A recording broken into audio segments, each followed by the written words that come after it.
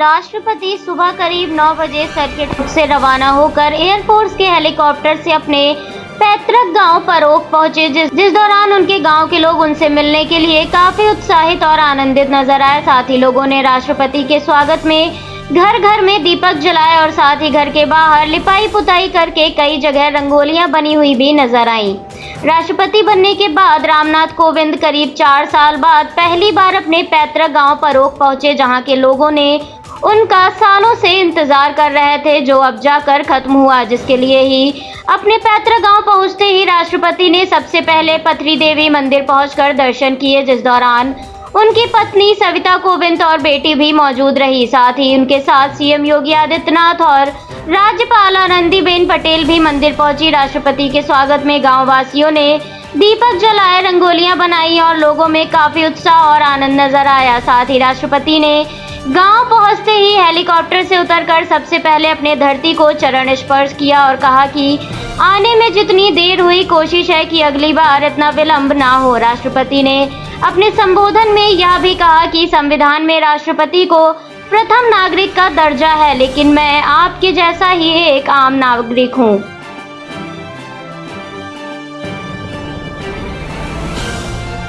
प्रधानमंत्री नरेंद्र मोदी ने आज सुबह 11 बजे मन की बात के 78वें एपिसोड में देशवासियों को संबोधित किया, जिस दौरान पीएम मोदी ने टोक्यो ओलंपिक से लेकर महान धावक मिल्खा सिंह के निधन पर चर्चा की और उन्हें श्रद्धांजलि अर्पित की।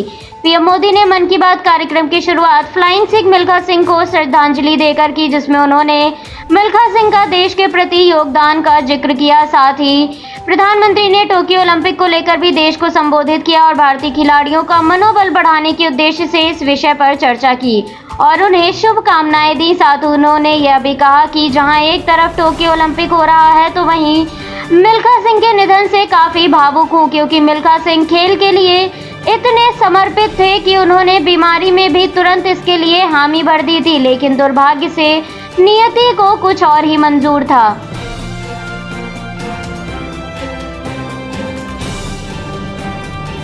केंद्रीय रक्षा मंत्री राजनाथ सिंह भारत चीन सीमा पर जारी गतिरोध के बीच आज से 3 दिवसीय लद्दाख के दौरे पर पहुंचे हैं, जहां रक्षा मंत्री ने सीमा पर सेना की तैयारियों का जायजा लेंगे। लेकिन रक्षा मंत्री के लद्दाख पहुंचने से पहले ही जम्मू कश्मीर के हवाई स्टेशन पर 2 धमाके हुए, जिसके लिए रक्षा मंत्री ने जम्मू धमाके पर सेना प्रमुख से बातचीत कर उस स्थिति की जानकारी ली।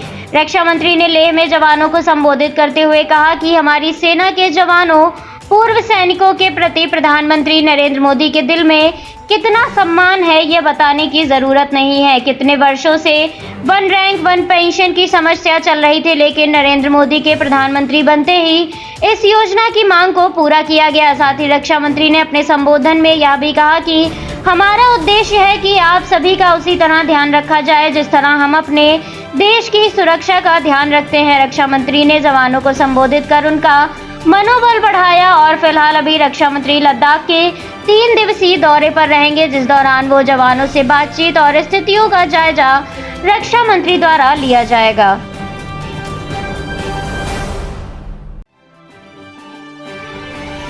दिल्ली जल बोर्ड के अध्यक्ष सत्येंद्र जैन ने राज्य के इलाकों में पानी की आपूर्ति सुनिश्चित करने के उद्देश्य पर इस मुद्दे को लेकर अधिकारियों के साथ बैठक की और उन्हें जलापूर्ति सुनिश्चित करने के निर्देश दिए हैं। दिल्ली के सभी इलाकों में पानी की आपूर्ति सुनिश्चित करने के लिए सरकार द्वारा लगातार कदम उठाए जा रहे हैं, जिसके चलते कई इलाकों में पुरानी पाइपलाइन को बदलने के साथ साथ नई लाइनों को बिछाने का भी काम किया जा रहा है और साथ ही सीवेज के उचित बहाव के लिए भी बुनियादी ढांचा सरकार द्वारा विकसित किया जा रहा है। जिस बीच ही सत्येंद्र जैन ने अधिकारियों के साथ इस मुद्दे पर बैठक की और उन्हें जलापूर्ति सुनिश्चित करने के निर्देश दिए हैं। साथ ही दिल्ली सरकार की आने वाले कुछ वर्षों में दिल्ली को पेयजल के बारे में आत्मनिर्भर बनाने की भी योजना है, जिसके तहत दिल्ली के उत्तर प्रदेश और हरियाणा पर जल निर्भरता कम किए जाने पर विचार कर रहा है।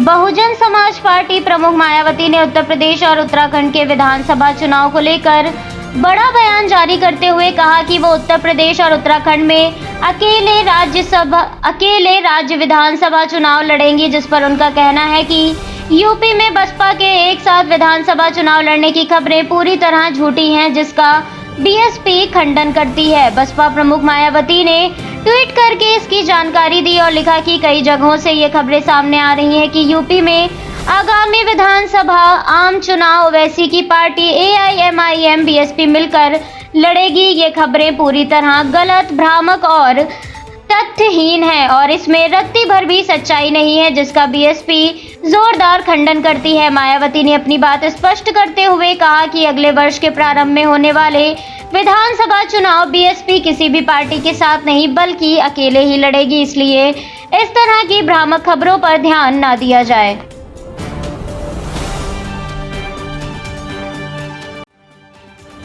उत्तर प्रदेश में जिला पंचायत अध्यक्ष का बीते दिन नामांकन हुआ, जिस दौरान भाजपा का दबदबा दिखा। लेकिन जहां 17 जिलों में निर्विरोध निर्वाचन होने से भाजपा में खुशी है, तो वहीं विपक्षी दलों में काफी मायूसी छाई हुई है। इसके साथ ही नामांकन के दौरान कई जिलों में झड़प भी देखी गई, जिसमें भाजपा और सपा आमने सामने नजर आई। बीते दिन जिला पंचायत अध्यक्ष के लिए नामांकन हुआ, जिसमें 17 जिलों में सिर्फ भाजपा प्रत्याशी ही नामांकन करा पाए और अन्य जिलों में सपा प्रत्याशियों ने नामांकन कराया। वहीं सपा के राष्ट्रीय अध्यक्ष अखिलेश यादव ने भाजपा पंचायत चुनाव में धोखाधड़ी और धांधली कर रही है, इस तरह के आरोप लगाए हैं, जिसके लिए अखिलेश यादव ने कहा कि भाजपा बेबुनियादी मुद्दों से भटकाने वाली राजनीति करती है।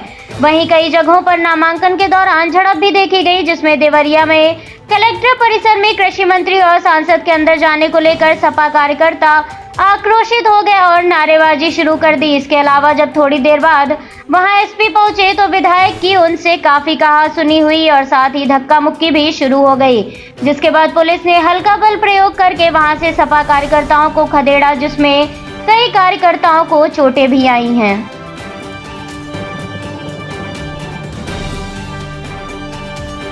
जम्मू कश्मीर के कई इलाकों में जहां सुरक्षा बलों द्वारा आतंकवादियों के इरादे नाकाम किए जा रहे हैं, लगातार सुरक्षा बलों द्वारा आतंकी गतिविधियों पर रोक लगाने के लिए अभियान चल रहे हैं, तो वहीं दूसरी ओर जम्मू कश्मीर के एयरफोर्स स्टेशन पर देर रात 5 मिनट के अंतराल पर 2 बार धमाके हुए, जिनसे पूरे इलाके में हड़कंप मच गया। जम्मू कश्मीर के एयरफोर्स स्टेशन पर 5 मिनट के अंदर ही 2 बार धमाके हुए, जिसने आसपास के लोगों को दहला कर रख दिया।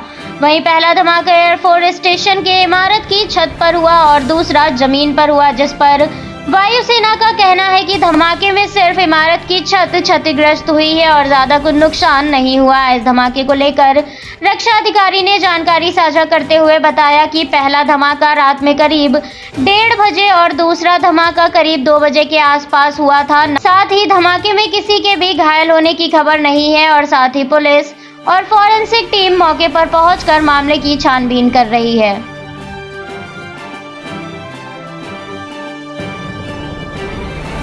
कोरोना मामलों में लगातार गिरावट के बाद एक बार फिर से दैनिक मामलों में मामूली बढ़ोतरी देखने को मिली है, जिसके चलते बीते 24 घंटे में देश भर में कोरोना के 50,000 से ज्यादा मामले सामने आए, तो वहीं संक्रमण के कारण 1,258 मरीजों ने अपनी जान गंवा दी। बीते 24 घंटे में कोरोना वायरस के 50,040 नए मामले सामने आए, जिसके चलते ही देश भर में कुल मामलों की संख्या 3,23,03,183 हो गई है। साथ ही बीते 24 घंटे में 1,258 मरीजों की जान जाने के बाद कुल मौत का आंकड़ा 3,95,751 के स्तर पर पहुंच गया है। स्वास्थ्य मंत्रालय की ओर से साझा की गई जानकारी के अनुसार देश भर में सक्रिय मामलों की संख्या बढ़कर 5,86,403 हो गई है। लेकिन संतोषजनक बात यह है कि देश में रिकवरी रेट बढ़कर भी 96.75% हो गया है। साथ ही दैनिक पॉजिटिविटी रेट 2.82% पर है।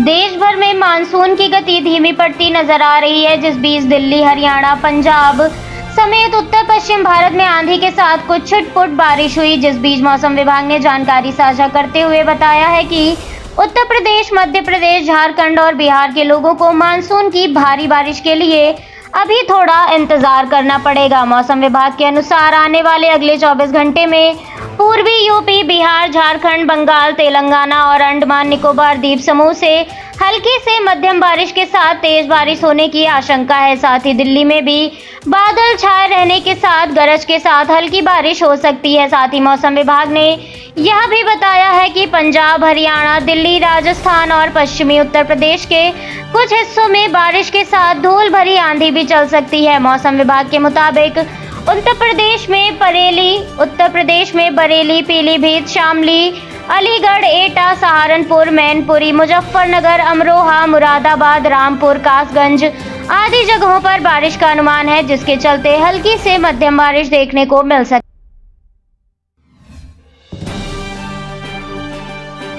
देश भर में जहां एक और संक्रमण की दूसरी लहर धीमी पड़ती नजर आ रही है, तो वहीं कोरोना वायरस के डेल्टा प्लस वेरिएंट ने चिंताएं बढ़ा दी हैं और वायरस का ये वेरिएंट काफी तेजी से फैल रहा है, जिसके लिए ये भी कहा जा रहा है कि तीसरी लहर के पीछे डेल्टा प्लस वेरिएंट हो सकता है, जिसे लेकर WHO ने इससे निपटने के लिए कहा है कि इसके लिए महत्वपूर्ण कदम उठाने होंगे। विश्व स्वास्थ्य संगठन ने डेल्टा प्लस वेरिएंट पर चिंता व्यक्त करते हुए कहा है कि इसको फैलने से रोकने के लिए वैक्सीन के साथ साथ 2 गज दूरी और मास्क लगाने जैसे कदम उठाने जरूरी हैं। WHO का कहना है कि वैक्सीन के साथ साथ मास्क और सामाजिक दूरी जैसे नियम ही इस डेल्टा के खिलाफ असरदार साबित हो सकते हैं और हम काफी हद तक अपनी सुरक्षा कर पाएंगे। वहीं डेल्टा प्लस वेरिएंट को लेकर केंद्र सरकार ने भी बताया है कि देश के 12 राज्यों में डेल्टा प्लस वेरिएंट मौजूद है, जिसमें इसके सबसे ज्यादा मामले महाराष्ट्र में हैं। वहीं गुजरात में भी